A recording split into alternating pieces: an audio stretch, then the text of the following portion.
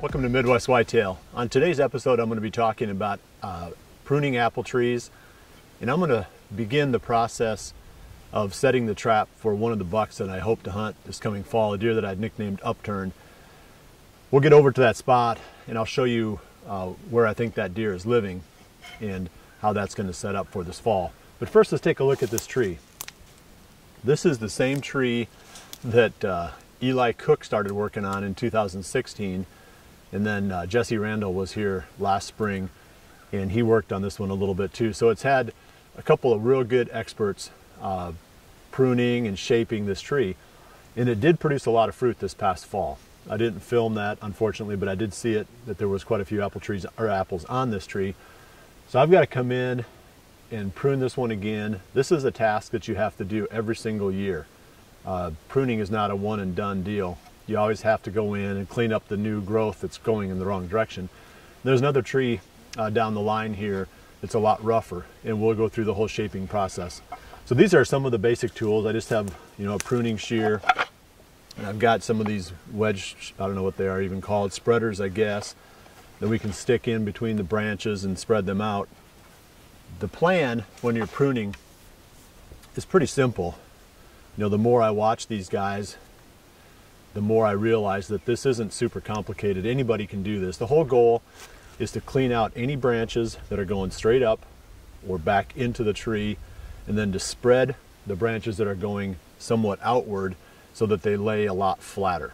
That's the best situation for creating airflow through the tree, getting sunlight into all of the spots where the tree needs to flourish to produce the apples, and then also making the tree structurally stronger to hold a lot of apples.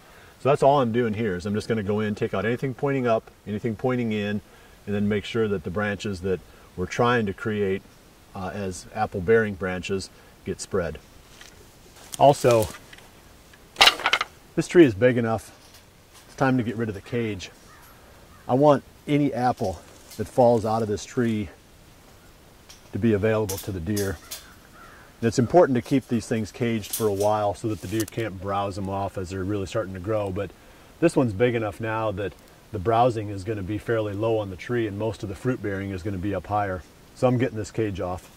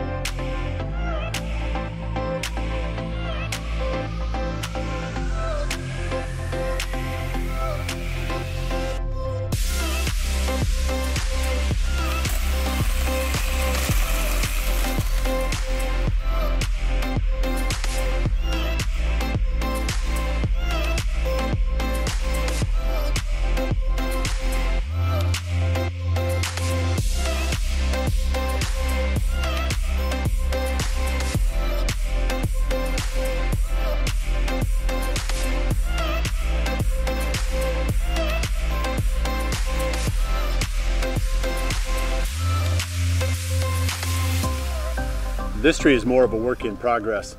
This was the one that Jesse Randall started on last year in March.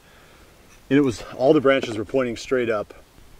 It wasn't producing any apples. So he started trimming out a few branches here and there to open it up, and then bending the branches down with these spreaders. And you can see where it's at now. It's starting to take a little bit better shape for apple production. And there were apples on this tree last fall too, for the first time ever. So the combination of pruning and shaping made a big difference here.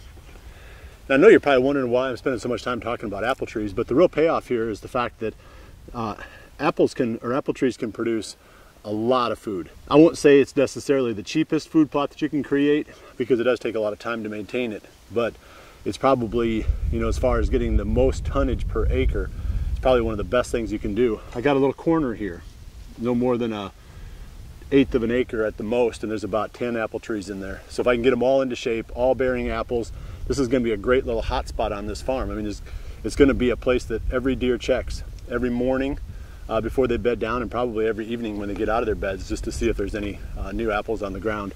A great spot to hunt in October, depending on what apple variety it is. It could be clear into November when they're still falling and the deer are still looking for them.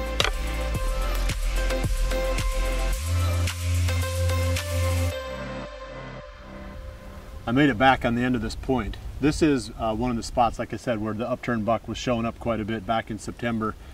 And I always try to figure out where the deer are at the tail end of September and the first part of October, because that's more likely their fall range. You know, you can get a little bit distracted during August because you'll find those deer out in the open fields and you're excited about where you're seeing them, but that's usually going to be their summer range. And it's fun, but the really best information you can get is where are those deer after they disperse and go into their fall ranges. So he was right in this area quite a bit. Now the biggest problem with this spot, and you know, there's 3 places where I can hunt him. This is one of the 3. This is probably the highest odds spot of having an encounter with that buck based on what I know about him. But it's also the highest risk spot to hunt. So this is that famous, you know, risk versus reward trade-off that we're always making when we're trying to figure out how to hunt these deer. High risk, high reward. I like low risk, high reward. There aren't very many of those kind of spots. But let me explain why this one is just the opposite of what I really like. First off, getting back in here, I've got to walk down a long ridge. And it's pretty open, which is no big deal because in the afternoons when I'm walking in, there's not going to be very many deer out, if any, back in here. So I should be able to get in fairly clean. Trick is figuring out which wind to hunt it on. So I've selected a southeast wind over the years, so it blows across the ditch to the northwest of the end of this point. Not a lot of deer over there compared to some of the other directions that they could come from. It's all good, you know, so far so good. We can make that work. Not ideal, but you know, it's okay. The high risk part comes in when I try to leave at the end of legal shooting time, because there's no easy way out of here, and the deer are going to be right behind me in this ag field. You know, I could probably do something with screening, trying to create some kind of, you know, vegetation cover like the plot screen that Frigid Forage makes, or I could sneak around behind that. But I just feel like as narrow as this ridge is and as far back in here as I am, it's going to be really hard to get out in that direction without bumping every single deer that has come out on that ridge to feed.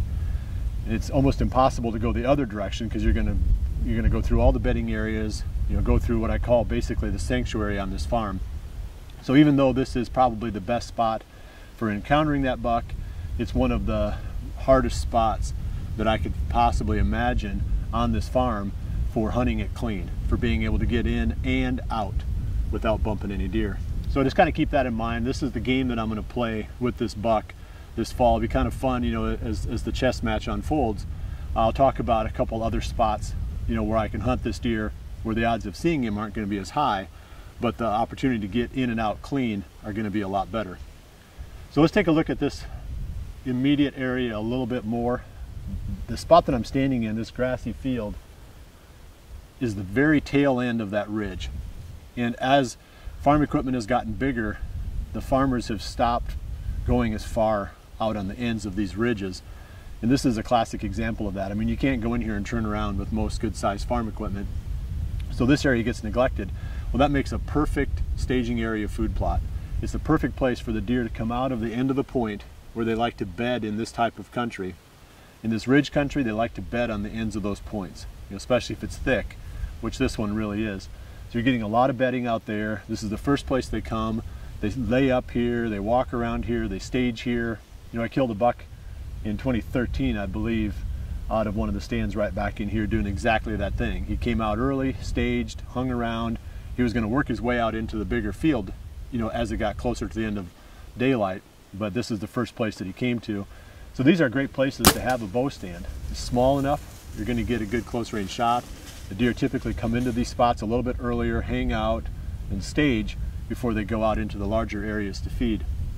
So I've got to make this a little bit more of a high value spot for the deer. I've got to plant something in here that's going to be really attractive.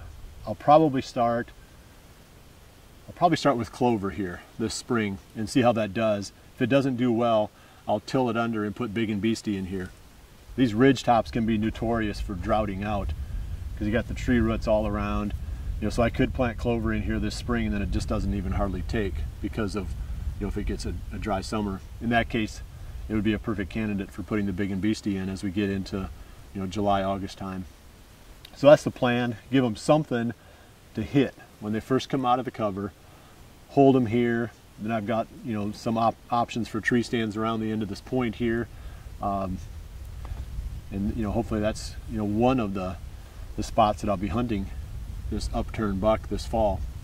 Not going to be a spot that you're going to see me in a lot, just because we don't get a lot of southeast winds, and when we do, it's usually not associated with a cold front or really good conditions for hunting.